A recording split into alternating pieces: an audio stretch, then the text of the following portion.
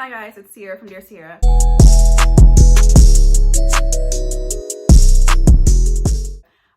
One of the last videos you probably saw from me on this channel was probably one of my like mental health terms that are overused, mental health labels that are like misused, overused videos.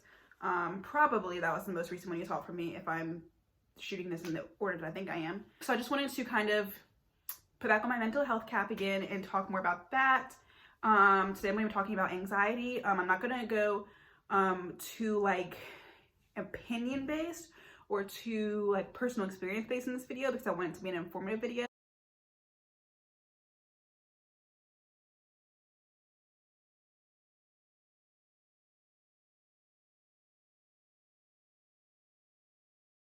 And the reason I want to talk about this is because I have been seeing a lot of conversations about anxiety that I've never seen before. And I don't know if it's because like I'm thinking about anxiety more than I ever have before. So I don't know if I'm just like unconsciously like paying more attention to those conversations or if it really is happening more. My brother has a podcast with our fake cousin family friend, and they were talking about anxiety in one of their more recent podcast episodes, and I kind of wanted to chime in on that. So I'm going to be on their podcast in a few weeks, so I kind of also wanted to get this informative video out before doing the podcast just so that like this could be a point of reference to go back to. There's 5 different types of anxiety disorders that are categorized, that are like separated in the DSM-5. Basically, it's the like holy grail of diagnosing someone with whatever you can imagine diagnosing them with. And there's been 5 editions, I think more than 5 actually, but we're now currently, as of 2021, in DSM-5. So there's 5 anxiety disorders. There's general anxiety disorder. There is OCD, obsessive compulsive disorder. There is panic disorder. There is post-traumatic stress disorder, also known as PTSD. And then there's social phobia, which social phobia is also more commonly, I think now in today's age, just considered social anxiety disorder. I'm going to focus mostly on general anxiety disorder for this video, and also I guess a little bit of social anxiety disorder thrown in there because those are the more general across the board ones. OCD is also obviously like very specific. I talked about OCD in one of my other mental health videos, and PTSD is also very, very specific. So I'm not going to dive into those. A lot of times people don't consider those anxiety disorders, but they are anxiety disorders, just for your information. Okay, so general anxiety disorder is, I took a few notes just so I can stay on track and make this video not 5 hours long. Chronic anxiety, exaggerated worry, and tension, even though there is little to nothing that really provokes the anxiety. And then social anxiety disorder, also social phobia, is more so socially related, obviously. So it's just this overwhelming anxiety, excessive self-consciousness in daily social scenarios. And it could either be anxiety about a particular scenario, like every time I have to give a speech in class, I have anxiety, or every time I have to go out to the bar with my friends, I have anxiety. It could be very like situational based, or in the more like intense, severe version of social anxiety disorder, it's a broad spectrum. Just anytime you have to interact with other people, then that is what it is. So I'm going to jump into the DSM-5 criteria for general anxiety disorder specifically. So I'm going to be reading a lot. So this is going to be like the part where I'm not really like throwing in my 2 cents. So the first criteria is an excessive anxiety and worry occurring more often than not for at least 6 months about a variety of things. Second criteria is the individual finds it difficult to control the worry. That's a big thing because a lot of people say like, oh, you're worrying. Just don't worry about it. Like just stop yourself from being anxious, stop yourself from worrying. But you truly cannot control the worry. Like you can't shut it off. You can't. It's nearly impossible. That's what makes it a disorder, obviously, because everyone worries from time to time, but the fact that you can't stop it is what makes it a disorder. Criteria C, the anxiety and worry is associated with 3 or more of the following, with at least some of them being present more days than not for at least the past 6 months. For children, only 1 of the following is required. For adults, it's 3 or more. So restlessness, feeling keyed up or on edge, being easily fatigued, difficulty concentrating, or your mind going blank, That's a big one because a lot of people associate difficulty concentrating with ADHD or ADD, which it very well can be, but it's a big part of anxiety as well, especially like the mind-blowing blank portion of it. So that's number 3. Number 4 is irritability. That's a big one. I don't want to get too personal because that's going to be a separate video, but for me, the irritability and the extreme level of irritability that was so disproportionate with what was going on was like a huge indicator for me. Muscle tension, and then number 6, sleep disturbance, falling asleep, trouble falling asleep, trouble staying asleep, and then just overall having unsatisfying sleep. So if you didn't notice, like energy levels was mentioned multiple times, restlessness, being easily fatigued, and then the last one, sleep disturbance. So energy levels are a big part of anxiety in association to the level of worry and how it affects your energy levels. The 4th piece of criteria for generalized anxiety disorder is the anxiety and worry or physical symptoms cause distress or impairment in social, occupational, or other important areas of functioning. That's important as well because, of course, anyone can be anxious, anyone can worry, but when it starts to interfere with your personal life and it causes distress or impairment to those areas of your life, that's an issue, you know, like as you would think it would be, it is. Next criteria is the symptoms are not attributed to the physiological effects of a substance or any other medical condition. So you might be like, I don't know, smoking weed or taking prescription meds or whatever. And maybe that could be like, oh, that's why I'm feeling like this. That's why I'm acting like this. That's like, whatever. But once you realize, okay, it's not associated with any of those other things, or I'm not doing any of those things, so it wouldn't be associated with any of those things, that's when you know that it is attributed to the actual anxiety. Kind of going off of that, the disturbance is not better explained by any other medical disorder. Almost all, if not all, disorders in the DSM-5 require that the symptoms that you're experiencing not be attached to anything else. Because obviously, like, you'd be like, oh yeah, like I am always so tired, but it's like you're tired because you are depressed, not because you have anxiety or something. So you have to make sure that it's not coming from some other area. So this is always important in any diagnosis, that it's not attributed to something else or cannot be better explained by something else. I got all the DSM-5 information, by the way, from Pearson Clinical's website. Pearson Clinical is a very, very reputable source, all things clinical diagnosis, all things assessments. We actually use them at my office. We use Pearson clinical assessments for a lot of our diagnostic material. So I can definitely vouch for Pearson and say that their information here is reputable and up to date. And like overall, I just want to say, to sum up all those criteria, general anxiety disorder, you really just have a really difficult time like accurately interpreting threats. So you may perceive something as being a threat or perceive something as dangerous or have so much fear associated with something that is disproportionate, but that's what it is. That's part of the disorder, honestly. And I wanted to go back and talk about excessive worry. That's something that was mentioned in a few of those criteria. So the level of worry, and maybe one could even say the frequency of the worry is like so disproportionate with whatever it is that's actually going on that's triggering it. So the actual risk is not proportional to the worry response. I feel like the words excessive worry are pretty self-explanatory, but if anyone was worrying why it was mentioned, if anyone was wondering why excessive worry was mentioned so many times in the diagnostic criteria, that is why, because it's about proportions. I wanted to also highlight the part in the criteria that mentioned it being hard to carry out day-to-day activities and responsibilities. That doesn't mean that they can't. So a lot of people are like, well, you're still getting all your stuff done, you're still going to work, you're still acing all your classes. I mean, I'm a full-time office manager, I'm a full-time grad student, and I have a personal life, and I have a social life sometimes, and I do YouTube and Instagram sometimes as far as like freelance writing and sharing information about mental health and stuff like that.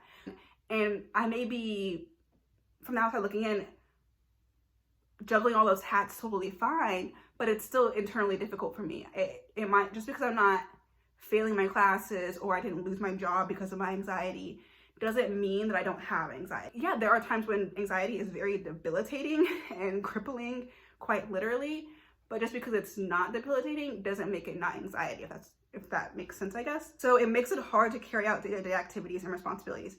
This doesn't mean that those activities or responsibilities don't get done. It just makes it hard.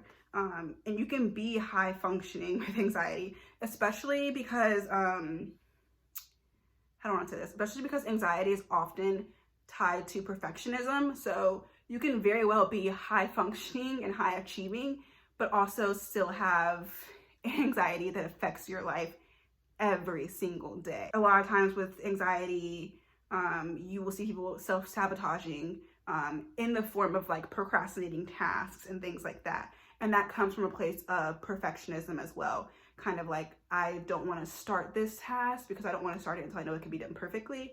Or I don't want to start it until I know that I'm good enough to do it perfectly. And then it just never gets done because of the anxiety that brings on. And then I did want to talk about assessments a little bit. So for testing, you're usually going to find some kind of standardized assessment tool. But a lot of therapists can evaluate you for anxiety without doing like a formal testing. As far as like a full psychological testing battery day. So you'll be like loosely structured interview style. They'll probably give you some self-report measures where you do like questionnaires and kind of just self-report on like how you feel and stuff like that. Then there will be some official testing batteries, and then there will be a clinical observation or assessment, which is basically them kind of observing you, interacting with them as you answer these questions, as far as like them seeing you and kind of observing like what you report. And all of those are taken into account when it comes to diagnosing someone with anxiety. I also want to talk about panic attacks. So one of the anxiety disorders of the 5 that I mentioned at the beginning is panic disorder. But people with anxiety do also have panic attacks. Panic attacks and anxiety attacks get used interchangeably so much so that like I've had even my professors slip up into the wrong ones. I've had my therapist even slip up and use them interchangeably. So on paper they are different, but at this point, how far as like society has progressed, they're so interchangeable that it gets messy. I can do a totally different video on that. But panic attacks, anyway, you may not ever have a panic attack. You may think, oh, well, I'm not having panic attacks, so I don't have anxiety, I'm good. Like, I don't have that one box that needs to be checked off, so I must not have anxiety. I must just be worrying a lot. But no, you don't have to have panic attacks in order to be diagnosed with anxiety. So you may never have a panic attack, or you may only have a panic attack once every 4 years, but all through your daily life, between those 4-year gaps, you are experiencing anxiety in every other way, you know? And some other physical symptoms, I know restlessness was mentioned a lot. Restlessness, digestion issues, headaches, and fatigue. Again, a huge emphasis on the energy levels here. Moving on, I did want to talk a little bit briefly about the causes of anxiety. Women are more likely to have anxiety, 2 times more likely. Genetics do play a factor as far as like a family member, a close family member being diagnosed with any kind of mood disorder or anxiety disorder makes you more susceptible to also being diagnosed with anxiety disorder. As far as like the brain structure, I do know offhand that there's increased gray matter in certain areas of the brain that are correlated with anxiety disorder in males and females. So there's elevated amygdala activity in the brain. Elevated amygdala activity in the brain, which the amygdala is part of the limbic system in your brain, and in short, it's just responsible for your automatic fear response. So there's elevated activity in that area of your brain, basically indicating that you are more often like perceiving something as fear and having a fear response to it automatically, which goes hand in hand with everything we know about anxiety, well, general anxiety disorder. Life experiences can also cause development of anxiety. So trauma, any kind of humiliation, loss, entrapment, danger. Also learned behaviors. If you have a parent that's overly worrisome, overly protective, has anxiety, quite literally, that can be a learned behavior that's passed down to you, just seeing how they react to things and how they are hesitant or paranoid or vulnerable or anxious. That can quite literally be a learned behavior. As far as social factors being causes of anxiety, this is actually something that my brother and Jared were talking about on their podcast, the Contemporary Conrad's podcast, shout out to them. They're talking about like social media use. Social media use actually truly is a social factor cause of anxiety, just because you're kind of changing the way that you interpret social cues and how you respond to those social cues, if you respond at all. Then also there's a different perception of rejection when you bring in social media and technology and things like that, as far as like wanting someone to respond right away, or wanting immediate satisfaction, or wanting validation, or whatever. All kinds of things. And we can talk about this in its own video. I'll probably talk about it on the podcast with them as well whenever I get on there. Lifestyle factors as causes of anxiety. Caffeine, job stress, intimate relationships, as far as issues within those intimate relationships, things like that, are causes as well. Those are considered the lifestyle factors. And then also there are overlaps with anxiety and other disorders. Oftentimes mood disorders and cognitive disorders overlap a lot in their symptoms with anxiety symptoms. This is not the same thing as a co-occurring disorder. Co-occurring disorders are disorders that you have both. Like you have anxiety and depression. You have anxiety and ADHD or whatever. Those are co-occurring disorders. I cannot say that word. But overlapping symptoms means like you have a symptom that could be for this, could be for that, and then you have to do proper assessment to find out which one it is, if either of them or if both. But like the symptoms could be one or the other, if that makes sense. And then like you're probably thinking like, okay, well, I have job stress, but I don't have anxiety because of it. I'm not claiming that I have anxiety as a diagnosis because I get stressed in my job sometimes. Or you might even be thinking like, I've had a bad relationship or traumatic events in my life. That doesn't mean I have to be anxious forever. Like, does that mean I'm gonna have anxiety for the rest of my life because I experienced those things? And not for you. Not for you, that may not be the case, but for someone else it is. They could be predisposed genetically or otherwise, and that is how they develop it. And I want to make it make sense that you're not, because you had a bad breakup, now you have anxiety forever. I mean, that may be the case, but it's not that like the breakup caused anxiety. It just kind of jump-started the development of it. So you were already predisposed, or you probably already had anxiety anyway, like mulling under the surface, probably since you were a child, manifesting in different ways that you didn't even know, or manifesting in ways that you had just gotten so used to because you've been living with it for so long. But then this kind of like kickstarted the development of it, and then it manifests in so many more other ways in other areas of your life that are more obvious to yourself or obvious to those around you as well. Also, being anxious temporarily does not mean you have anxiety. So being anxious before a final exam, or being anxious for a first date, or whatever, that doesn't necessarily mean you have anxiety or you should self-diagnose yourself with anxiety. It's hard when people make statements like that, because it's like, I almost kind of be like, wait, do you have anxiety? Like, are you diagnosed with anxiety? Like, are we part of this club together? Or are you just saying like, oh, my anxiety is through the roof, or like, my anxiety cannot take that today. So that gets a little tricky because it's such a easy term or easy phrase to say. But yeah, you can be anxious in a haunted house. You can be anxious or stressed out at work. That doesn't necessarily mean that you were diagnosed with anxiety. That's why the 6-month prolonged symptoms in the diagnostic criteria that I mentioned in the beginning of this video, that's why that is so important. Because you can be anxious here and there, on and off, but the 6-month criteria really kind of like nails that in to be like, that's not anxiety disorder. As with most disorders, there is a time frame on them, because that's what makes it a disorder, something that's like prolonged and continuous, you know? This video is already very long, but I do want to end on this note. I just want to make it very, very clear that those that have experienced the same things as you, the same trauma, the same childhood, the same upbringing, the same whatever as you, and they happen to develop anxiety and be professionally diagnosed with anxiety, but you somehow magically didn't, that doesn't mean they're weaker than you. It doesn't mean they're softer than you. It doesn't mean they can't handle life as well as you, or they can't whatever.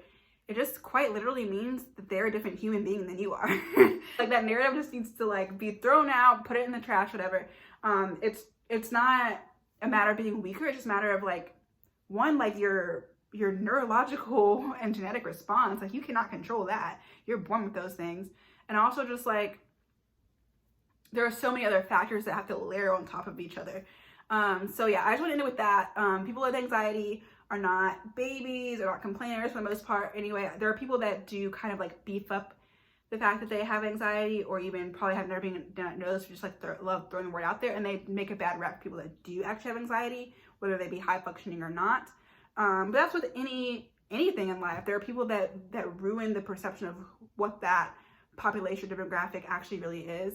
And that's just so unfortunate, because a lot of people don't take it serious when you do say it. I can go on a whole other tangent about that. So I'm going to end the video here. It's already at 30 minutes long. I did not think it was going to be that long. I'm obviously going to trim it shorter. I wanted this to be really informative and like factual based. I will do a video about my anxiety experience. I will do a lot of other videos about anxiety and probably other mental health disorders as well, but this is where I wanted to start. So I hope this was informative and helpful for you. And if you have any questions or critiques, that's fine as well. Please let me know, and I will see you in my next video. It'll probably be another mental health video, because I'm not really doing any writing right now. Thank you. Bye.